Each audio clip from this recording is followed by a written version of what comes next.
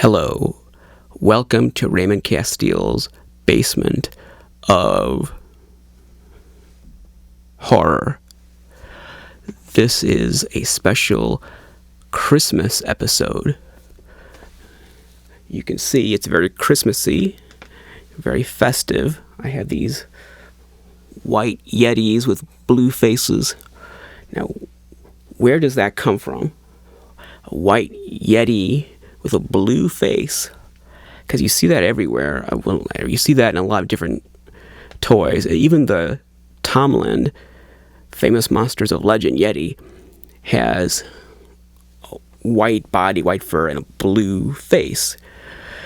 Oh, I think some of the Disney Yetis, I know they're white fur. I don't know if they have blue faces, but they have white fur. And where does our impression that the Yeti has white fur come from? I think it goes way back to the 50s at least. But I think the thing that really cemented that image in the public mind was the Rudolph the Red-Nosed Reindeer special from 1964, made by Rankin. It was a stop-motion animation Christmas special. And I'm sure everyone watching this is familiar. It's a very, very famous hour-long film. And in that movie, that Christmas special, there is a Yeti character with white fur and a blue face. And I think, even though that image, that kind of white Yeti image, I'm sure was around before that, I think that Rudolph creature really is the thing that made it iconic, that made it the world associate the Yeti with being white. Because I was just watching the Hammer Abominable Snowman movie last night, and the Yetis in that movie are dark. They look more like what we'd think a Bigfoot would look like. There's other 1950s Yeti movies where, at least in the poster, they're depicted as kind of white or light colored. So the image was around.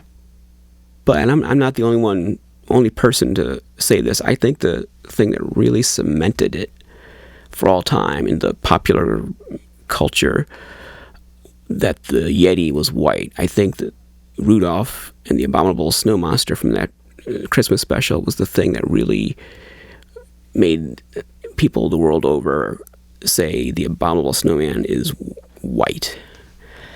And these things in particular, they're not just white, they have blue faces, which is what the Rudolph Yeti has. He has white fur and then a blue face. So obviously this is you saw this in the cryptozoological toys episodes from last season.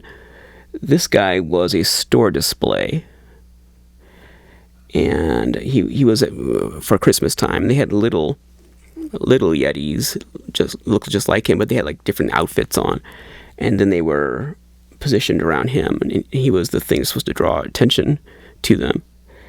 And I was able to buy this guy from the store, but he was not really intended for sale to the public. He was a store display, but clearly he's based on the Rudolph Abominable Snow Monster, or the Bumble, as it's called. Yukon Cornelius in that film calls it a Bumble. And he's obviously an unlicensed Bumble. That's what he's really supposed to be. You're supposed to look at it and think it's the Bumble. And this Animal Planet Yeti, you're not supposed to say it's the Rudolph Yeti, no, but it's obviously inspired by that because it's got the blue and the white. I think everyone, when they think, what does the Yeti look like? He's white. And if you're going to make a toy of him, probably give him a blue face. Like I said, even the Tomlin Yeti has the blue face. And I think we can thank Rudolph the Red-Nosed Reindeer for that. What does the Yeti really look like? Well, who knows if there is a real Yeti, but cryptozoologists all say that the Yeti is reddish. He has reddish hair, or brown. sometimes black, but mostly kind of red. And they almost never say that he has white hair. So that's an invention of the movies. But all that brings us to what we're going to talk about today. Let's just bring it out.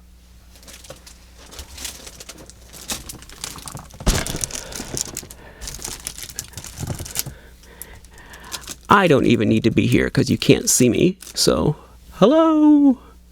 Hi. You can't even see me. We're going to talk about this thing. This is the Abominable Snow Monster Ultimate Action Figure from Playing Mantis. Now, I thought this was a fairly recent toy until I dug it out to do this. I thought, how old is it? Maybe 5 or 10 years, it's fairly recent, I thought. But no, this thing was made in 2001. This was for Christmas of 2001, and we're a few days away from 2020. So this is almost 20 years old. Can you believe that? It's already been that long since this thing was out. That surprised me. I didn't know it was almost 20 years old. So, a couple of years, it's going to be legitimately vintage. You can say it's a vintage toy. If you want to say that vintage in the toy world is 20 years or more. Some people would say 25, but, that's kind of picking at straws. I mean, I think 20 years, if you're going to say what's vintage in a toy collecting world, I'd say 20 years. If you want to be more strict about it, okay, 25. But certainly anything 25 or older, for sure, as far as I'm concerned, is vintage. So this guy is almost vintage. He's just a couple years away, really. And it seems like yesterday that this thing was in the store, so that surprised me. I bought this new in the store at Toys R Us, and it still has the Toys R Us sticker on it. And I picked out a good box, and I wrapped it up in this plastic, and it's been in this plastic ever since. And it's not coming out of this plastic today, which is fine because you can see it just fine through the plastic. There's no need to take this out. And you can see, I think, a resemblance.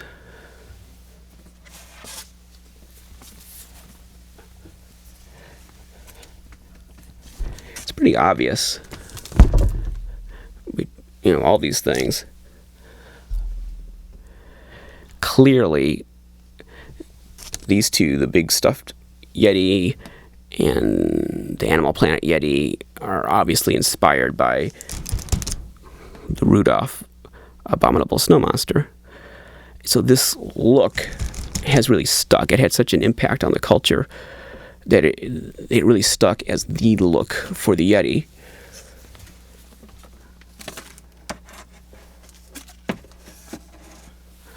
Even though, as far as any sightings of the Yeti are concerned, this look has nothing to do with what the Yeti is supposed to actually look like.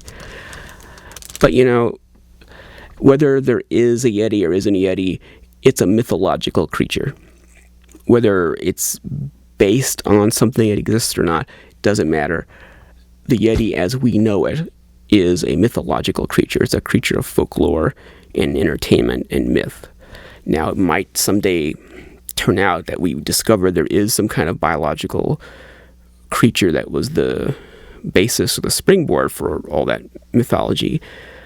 But as we sit here now, in December 2019, the Yeti is a mythological creature, regardless of what the zoological reality of it might or might not be.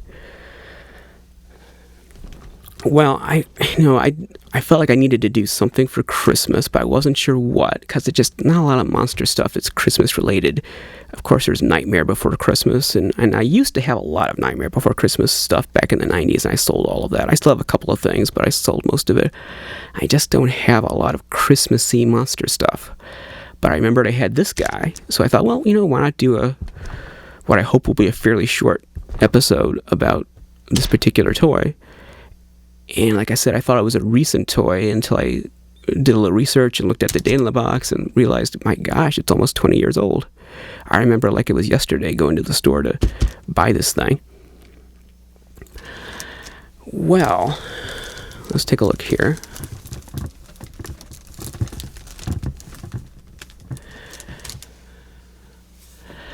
It's quite an impressive toy, whether you're looking at it as a kind of a kiddie cartoon toy or whether you're looking at it as a monster toy. It's very impressive. And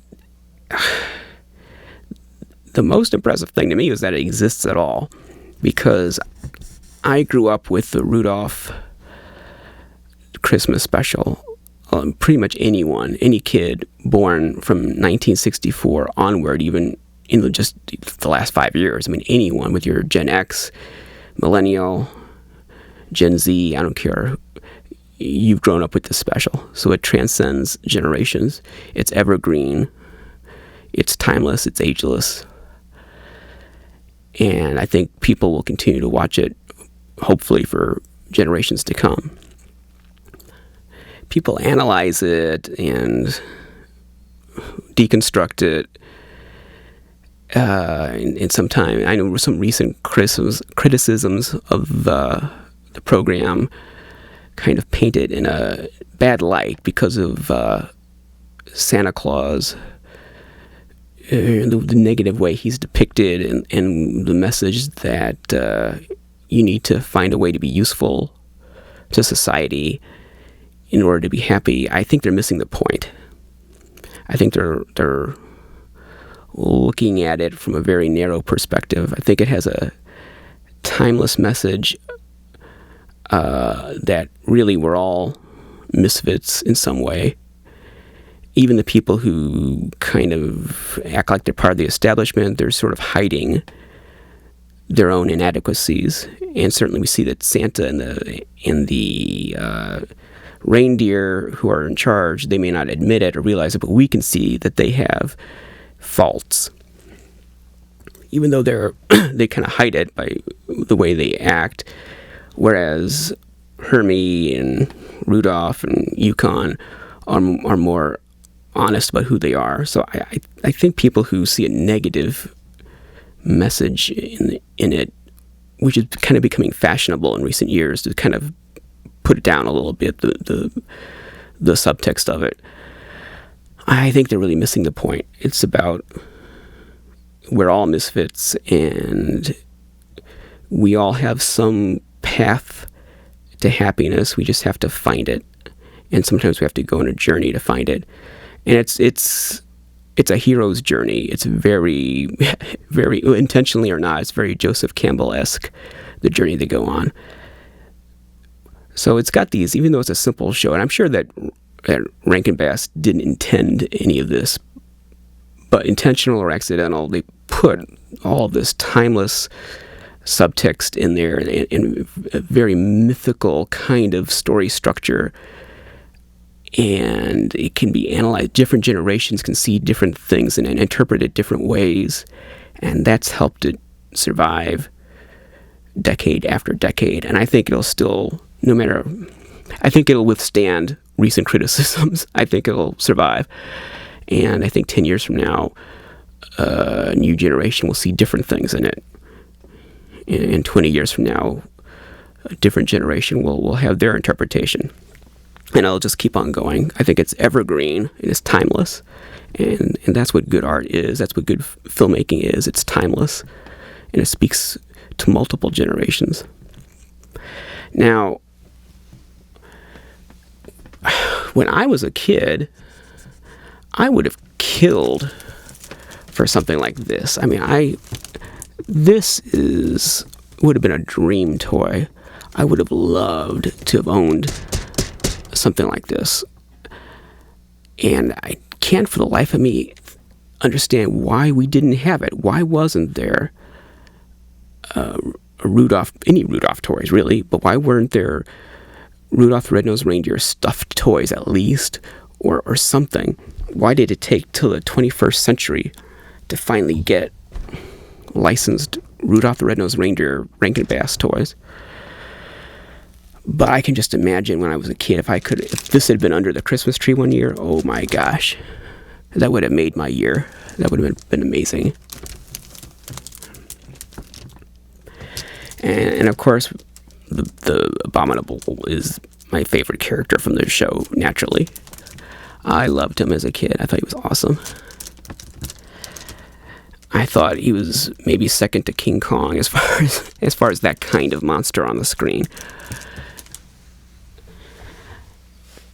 And this, if you're going to, this isn't the first toy made from that character. About a year or two before this, CVS Pharmacy had a series of stuffed toys based on Rudolph the Red-Nosed Reindeer.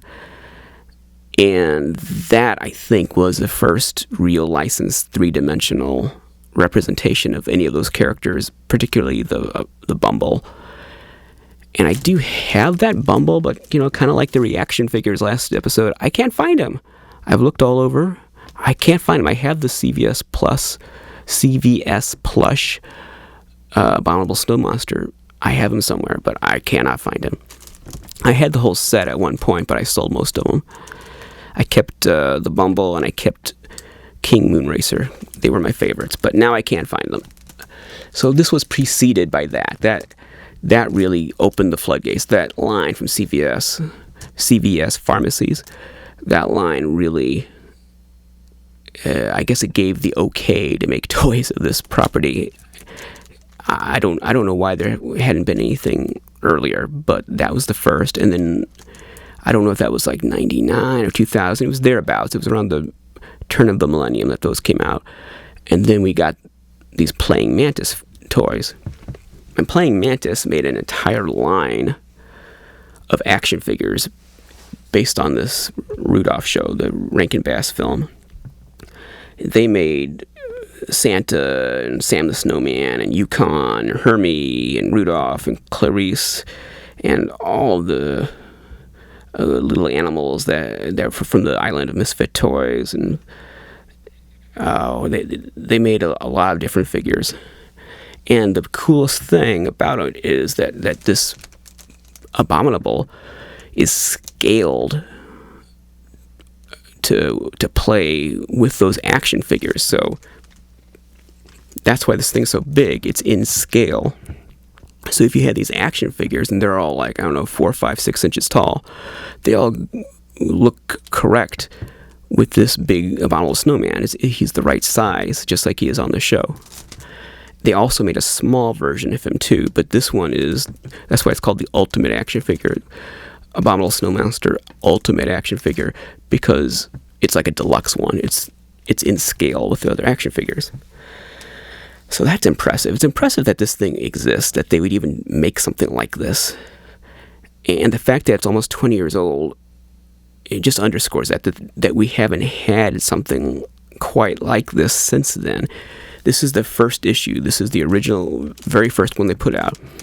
Then they had a second version, and the box was kind of different. And I want to say they altered the face a little bit, but I'm not sure about that. I remember at the time thinking they did, but I looked at some photos online. I'm not sure that maybe it was my imagination. I don't know if they did, but they definitely changed the box. So they had, I guess with the following Christmas, 2002, they had a slightly different version where at least the box was different, if not the toy. And I don't know how many more years it was in production. I don't know if it was around in 2003. If it was, I'm sure it wasn't around past that. But since then, there have been other toys based on Rudolph the Red-Nosed Reindeer. So it's not... once upon a time, you just couldn't find toys. There just weren't any based on that show. But after this, other toy lines came out in the years following this. But there's never been another thing quite like this Abominable. He's unique. And why it took so long to get a toy like this, I don't know. But I guess better late than never. The kids who discover the special in the modern day, in the last 20 years, the kids who discover it now, they can get their hands on a toy like this. It might cost a little bit. I think he's going for over $100, close to $200 now. But still, he's gettable. At least he exists. At least he's out there. So if mom and dad want to give him a Christmas present, this thing exists, and it's possible. Whereas when I was a kid, it was impossible because there was nothing like this. There was nothing like this toy. Looking at the back, and I've never played, I don't play with my toys. I leave them in the box, but I've never had one in my hands to like manipulate it or see how it works. But I know from the box that his mouth opens and closes, so he can like stick the action figures in his mouth and act like he's going to eat them. His mouth opens and closes. You squeeze his left hand and he roars. So he's electronic. He takes batteries. He's not just like a big stuffed toy. He's battery operated, and he makes noise. He roars. I'm sure he doesn't roar now after 20 years, but he did when he was new. He roared. So I thought he had like a plastic armature or something inside of him, but no, he's got wire. So he's like a big bendy, kind of like the 90s Star Wars Wampa, or I think it's early 2000s, the G.I. Joe versus the Yeti. They're both kind of made similarly, where you've got kind of a stuffed monster with wires inside. So it's the same thing with this. He's got wires inside. That's how he moves. He's not jointed. He's got wires, except for the jaw. The jaw is jointed, and he comes with a Christmas ornament, like he has at the end of the film, where he puts the ornament on the tree. He has that ornament, and then I think they struck a nice balance with the face, where if you want to see him as being ferocious, he can kind of look like that. If you want to see him as being reformed, like he is at the end of the film when he's turned good, you can imagine that. He strikes a good kind of halfway balance between the earlier mean kind of Bumble and the reformed Bumble at the end. It's sort of neutral, so you could kind of use your imagination and decide for yourself: is he still mean, or has he turned good? So I like the sculpt a lot. That face sculpt really captures the character, and it looks like, the cool thing about it is it's kind of like the model they really used on the show. It's kind of almost like a replica of the thing that's actually on the screen, because it's a stop motion puppet in the show, and it probably had wires in it and stuffing, so it's almost the same kind of thing. And I bet it was about this size too. So it's almost like, looking at the puppet they actually used on the show. It's almost like a replica of that. He's really cute. I like his claws, his cute little clawed feet. His hands are cute. And he's nice and fluffy. And everything about him just clicks. And this is an open box. So if this plastic weren't here, you could reach in and touch the figure. But this figure hasn't seen the outside air in almost 20 years. So it's a nice, crisp, minty box, and I hope it stays that way. He's never been opened. He's sealed, and hopefully that's the way he will stay as long as he's in my collection. There he is, the playing Mantis Bumble. And Playing Mantis was a company that really wasn't known for this kind of toy before they started making this thing. This was really a departure from the kind of stuff they were making earlier in the 90s. This kind of came out of nowhere. I mean, yeah, we had the CVS plush toys, but I certainly had no idea that this was on the horizon of action figures that were this good, this accurate, based on that film. It kind of took everyone by surprise. So that is the Playing Mantis Abominable Snow Monster Ultimate Action Figure, made in 2001. Can you believe it's been that long already? a lot of nostalgia in this toy. And I haven't looked at it in years and years. Before I was thinking, what can I do for Christmas? And I dug this up. And it's pretty impressive. A pretty impressive monster toy, really. And its influence continues with stuff like this store display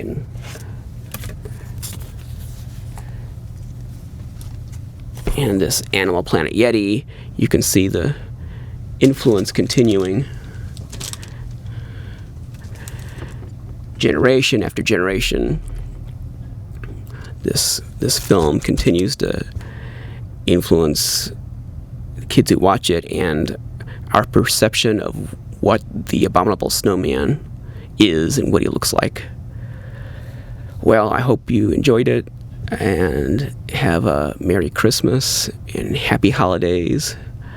I will see you soon. Until next time, remember, he who dies with the most toys is dead.